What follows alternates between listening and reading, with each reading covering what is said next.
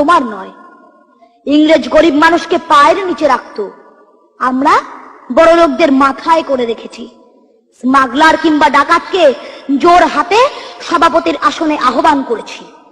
ইংরেজ এদেশের ধনসম্পত্তি লুট করত, আমরা দেশটাকে বেচে দিচ্ছি।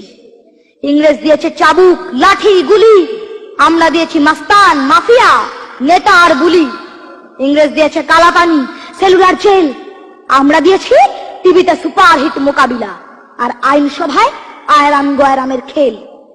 56 বছর আগের এক মধ্যরাত্রে পরাধীন এই দেশ ছেড়ে তুমি চলে গিয়েছিলে।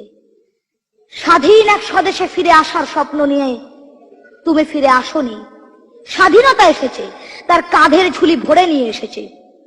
ভোট নামক রাজস্বযোগ্য, গণতন্ত্র নামক চিরায়ত মাৎসন্যায়, প্রগতি নামক লোক ঠকানো স্ট্যাটিস্টিক্স, সংগতি নামক বিস্ফোরণে চুরমার, ঐতিহ্য নামক মন্দির মসজিদের ঝগড়া, আর সমুদ্র হিমাচল ভরিয়ে দেওয়া ভাষণ, ভাষণ আর ভাষণ। 56 বছর ধরে তুমি পাথর হয়ে আছো। 56 বছর ধরে ভারতবর্ষ অধীর অপেক্ষায় কান পেতে আছে।